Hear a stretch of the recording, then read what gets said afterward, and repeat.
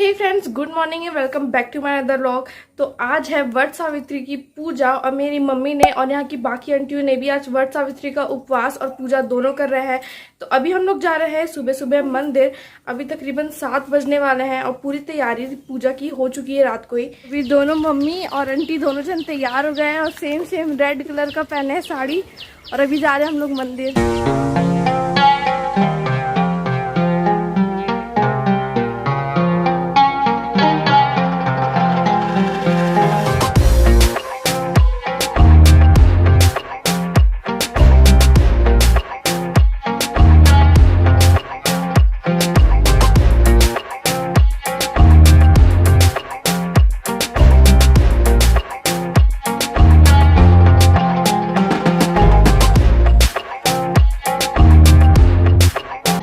पत्ते को क्या करते हैं? पत्ते को बाल में लगाएंगे।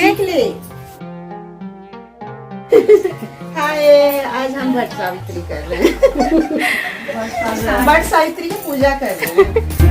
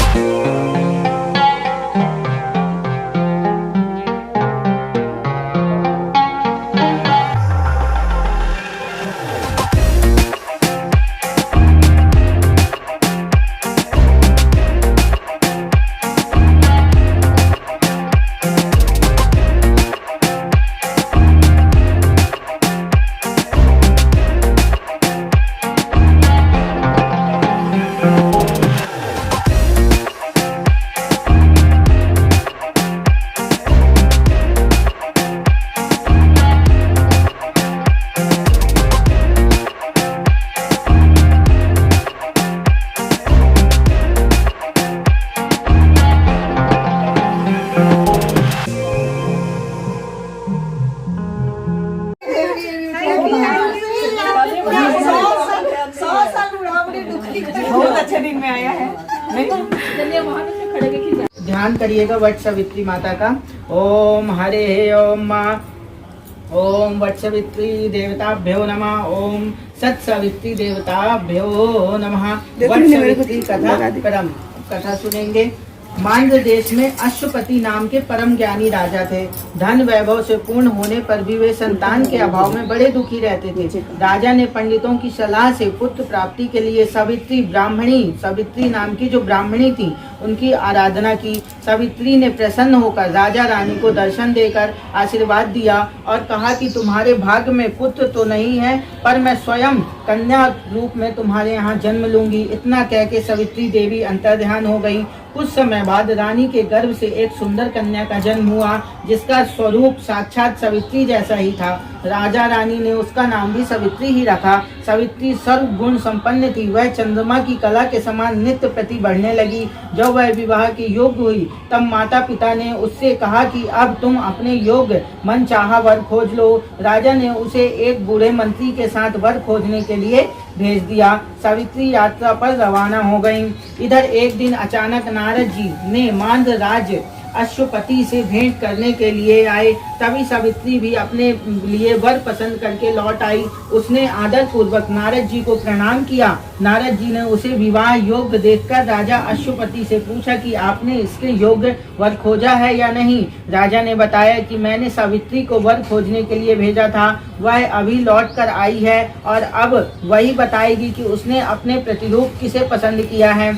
राजा की बात सुनकर नारद जी ने सावित्री से पूछा कि तुमने किस वर के साथ विवाह करने का निश्चय किया है। सावित्री ने परम विनम्र हो हाथ जोड़कर निवेदन किया कि महाराज, राजा धूम्रसेन का राज्य रुक्मी ने छीन लिया है और वे अंधे होकर रानी के साथ वन में रहते हैं। उनके एकमात्र पुत्र सत्यवान को ही मैंने अपना पति बनने का निश्चय किया है। सावित्री के ऐसा कहने पर नारद जी ने राजा अश्वपति से कहा कि आपकी कन्या ने वर खोजने में निसंदेह भारी परिश्रम किया। सत्यवान गुणवान और धर्मात्मा है, वह रूपवान और समस्त शास्त्रों का ज्ञाता है। वह अपने माता पिता के समान सदा सत्य बोलने वाला है, इसी कारण उसका नाम सत्यवान हुआ। जिस प्रकार समुद्र रत्नों की राशि है, उसी भांति सत्यवान सभी सद्गुणों का भंडार है। वह सब प्रकार से सावित्री के योग्य है, वह सब बातों में सावित्री के समान क्षमता रखता है। इतना कुछ होते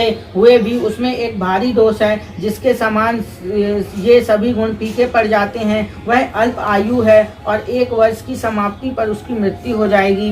नारद जी के मुख से यह वचन सुनकर राजा अश्वपति का चेहरा उदास हो गया और ऐसा विचार कर उन्होंने सावित्री को समझाया कि ऐसे क्षीण आयु व्यक्ति के साथ विवाह करना कल्याणकारक नहीं है। बेटी की बात सुनकर सावित्री ने कहा कि पिताजी, क्षत्राणी तो एक बार ही अपने पति को चुनती है, जैसा भी है अब सत्यवान मेरा पति है। मुझे उसके दीर्घ आयु या अल्प आयु होने से कोई हर्ष विषाद नहीं है। अब मैं पुरुष की तो बात ही क्या, देवराज इंद्र को भी स्वीकार नहीं करूंगी। स्त्री का ऐसा दृढ़ संकल्प सुनकर नारद जी ने राजा अश्वपति को सम्मति दी कि तुम्हें सावित्री का विवाह सत्यवान के साथ ही कर देना चाहिए, यही उचित प्रतीत होता है। इस प्रकार राजा को समझा बुझाकर नारद जी अपने स्थान को चले गए। शास्त्र सम्मत रीति से सावित्री का विवाह सत्यवान के साथ करके राजा अश्वपति तो अपनी राजधानी को लौट गए और उधर सावित्री मनचाहा पति सत्यवान को पाकर सुखपूर्वक वन में रहने लगी। जिस दिन से सावित्री वहां आई, उसी दिन से इसने बड़ पीपल का पूजन आरंभ कर दिया। नारद जी के वचन हर समय सावित्री के कानों में गूंजते रहते थे। वह एक एक दिन गिन रही थी। उसने जब पति की मृत्यु का दिन निकट आया तो 1 मास पहले से ही उसने उपवास आरंभ कर दिया। जब 7 दिन शेष रह गए तो उसने निर्जल रहना आरंभ कर दिया। वह दिन नारद जी ने सत्यवान की मृत्यु का बताया था। रोज की भांति उस दिन भी सत्यवान अपने समय पर कुल्हाड़ी और टोकरी लेकर लकड़ी काटने के लिए वन में जाने लगा, तो सावित्री ने स्वयं भी उसके साथ चलने का आग्रह किया। सत्यवान ने उसे माता पिता की सेवा के लिए वहीं ठहरने की सम्मति दी थी। वह सावित्री अपने सास ससुर से सत्यवान के साथ वन में जाने की आज्ञा ले आई और उसके साथ वन में चली गई। सत्यवान ने वन में पहुंचकर फल फूल तोड़े और बाद में लकड़ी काटने के लिए एक वृक्ष पर चढ़ गया। वृक्ष के ऊपर ही सत्यवान के सिर में भारी पीड़ा होने लगी। वह वृक्ष से नीचे उतर आया और सावित्री की जंघा पर अपना सिर रखकर लेट गया। कुछ देर बाद सावित्री ने अनेक दूतों के साथ यमराज को हाथ में पाश लिए हुए देखा। पहले तो यमराज ने सावित्री से सत्यवान को छोड़ने को कहा और फिर वे सत्यवान के अंगुष्ठ मात्र जीभ को लेकर दक्षिण दिशा की ओर चल दिए। सावित्री भी यमराज के पीछे पीछे चलने लगी। जब बहुत दूर तक भी उसने यमराज का पीछा न छोड़ा तो उन्होंने उससे कहा कि हे पतिव्रत, जिस सीमा तक एक मनुष्य दूसरे मनुष्य का साथ दे सकता है, वहां तक तुमने अपने पति का साथ दिया। अब तुम घर लौट जाओ। सावित्री ने कहा, धर्मराज, जहाँ मेरे पति जा रहे हैं वहाँ मुझे भी जाना चाहिए। यही सत्य सनातन धर्म है। पतिव्रत के प्रभाव और आपकी कृपा से कोई भी मेरी गति को नहीं रोक सकता। सावित्री के ऐसे धर्मपूर्ण वचन सुनकर यमराज ने प्रसन्न होकर उसे सत्यवान को छोड़कर एक वर मांगने के लिए कहा। मतलब सत्यवान को आप मेरे साथ जाने दो और एक वर मेरे से ले लो। सावित्री बोली कि मेरे सास ससुर वन में रहते हैं और अंधे हैं। मैं आपसे यही मांगती हूँ कि उन्हें दिखाई देने लगे और उन्हें उनका राज्य मिले। यमराज ने ऐसा ही हो कहकर उसे पुनः लौट जाने की सलाह दी। सावित्री ने कहा, भगवान, जहाँ मेरे पति देव जाते हैं वहाँ उनके पीछे पीछे चलने में मुझे जरा भी कष्ट या परिश्रम नहीं है। पति परायण होना मेरा कर्तव्य है। सावित्री के ऐसे धर्म युक्त और श्रद्धा पूर्ण वचन सुनकर यमराज ने फिर कहा, सावित्री, मैं तुम्हारे वचनों से बहुत प्रसन्न हूँ। तुम मुझसे एक और वरदान मांग सकती हो। तब सावित्री ने अपने पितृकुल की भलाई को दृष्टि में रखकर 100 भाई होने का वरदान मांगा। यमराज ने साहस यह वरदान भी दे दिया तथा सावित्री से पुनः आगे न बढ़कर लौट जाने का आग्रह किया, किंतु सावित्री अपने प्रण पर अडिग रही। सावित्री की ऐसी निष्ठा और दृढ़ संकल्प देखकर यमराज का हृदय प्रसीज गया। अतः तुम सत्यवान के जीवन को छोड़कर एक और वरदान ले लो और अपने घर लौट जाओ। सावित्री ने सत्यवान के 100 पुत्र होने का वरदान मांगा। यमराज ने वरदान देकर कहा ऐसा ही होगा, परंतु फिर भी सावित्री ने वापस न लौटने पर यमराज कुपित होकर बोले कि तू सब कुछ पाकर भी वापस नहीं लौटती है, अब मैं तुझे श्राप दे दूंगा। सावित्री हाथ जोड़कर बोली, महाराज जरा सोचें, बिना पति के मुझे कैसे पुत्र प्राप्त होगा। सावित्री के ऐसे युक्तिपूर्ण वचन सुनकर यमराज बहुत संतुष्ट हुए और उन्होंने उसे वरदान देते हुए सत्यवान को पाश से मुक्त कर दिया और कहा कि सत्यवान से तुम्हें निश्चित ही 100 पुत्र होंगे। सावित्री की मनोवांछित वरदान देकर यमराज वहीं अंतर्ध्यान हो गए और वह लौटकर वट वृक्ष के नीचे आई। वट वृक्ष के नीचे सत्यवान का मृत शरीर पड़ा हुआ था, उसमें जीवन का संचार हो गया और वह उठकर बैठ गया। सावित्री ने सत्यवान से सारा वृतांत कह सुनाया और फिर वे दोनों खुशी खुशी आश्रम की ओर चले गए। सारे देश में सावित्री के अनुपम पतिव्रत का समाचार फैल गया। प्रजाजनों ने महाराज गुंडसेन को ले जाकर आदर पूर्वक राज सिंहासन पर बैठाया। सावित्री के पिता अश्वपति को भी 100 पुत्र प्राप्त हुए और सावित्री सत्यवान ने भी 100 पुत्र प्राप्त करके दीर्घायु तक राजभोग किया और अंत में वैकुंठ सिधार गए। बोलिए सौभाग्यवती सतीव्रत की जय। जायतो सूत्रादोश्च प्राणिश्च मुखा अग्निर्जायतो।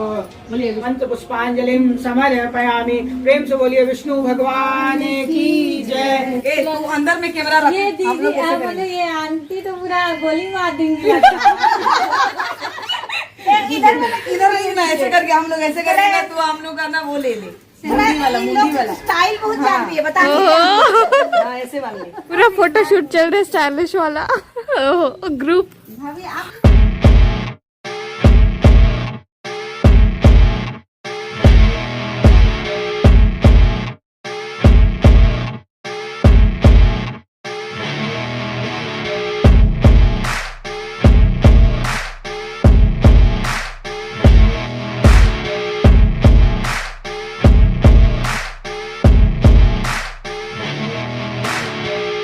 अभी बना रहे हैं नींबू पानी क्योंकि मम्मी का और सभी आंटी लोग का उपवास है, तो यहीं पे थोड़ा सा ये नींबू पानी पी के जाएंगे फिर।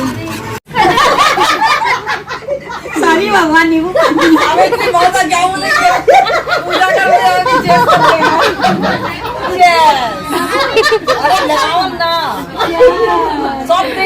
हाँ, तो अभी पूजा हो चुकी है कंप्लीट और सभी आंटी लोग जा रहे हैं घर। बाय।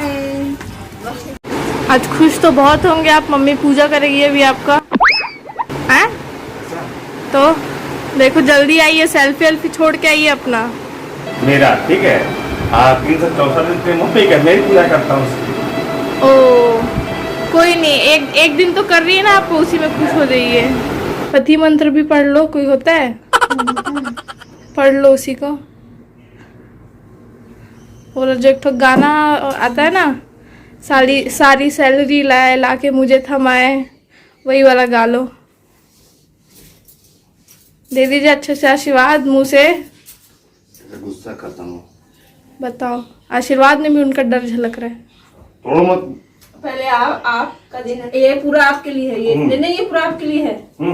अरे वो खुद नहीं सधा पाएंगे इसलिए आपको दे रहे, समझती नहीं हो। तो अभी हम लोग आ गए हैं घर और पूजा हो गई खत्म। मेरी मम्मी पूरी सिंदूर से लाल लाल हो गई है। तो वहाँ की पूजा में वैसे सारा श्रृंगार का सामान चढ़ता है जितना भी होता है, और जब प्रसाद जो चढ़ाते हैं तो उसी में से थोड़ा प्रसाद फिर घर में ले आते हैं अपने अपने हस्बैंड को खिलाने के लिए, जो कि मम्मी अभी पापा को खिलाई अभी थोड़ी देर पहले। तो बस कुछ गिफ्ट भी देते हैं। गिफ्ट भी पापा नहीं दिया आपको? नहीं, जैसे कि हम लोग देते हैं। अच्छा आप दोगी? ऐसा भी होता है? अब प्रसाद भी ना, हाँ। तो कुछ भी जेंट्स का यूज का सामान है, कुछ भी दे सकते हैं। नहीं, पर कोई सा भी त्योहार हो गिफ्ट बीवियों को ही मिलना चाहिए। पापा तो लाए नहीं। नहीं, दोपहर को बोलना ना, दोपहर को बोलना उनको। तो बस आज इस व्लॉग को करते हैं यहीं पे एंड और मिलते हैं आपसे नेक्स्ट व्लॉग में। तब तक के लिए tata bye bye. Happy anniversary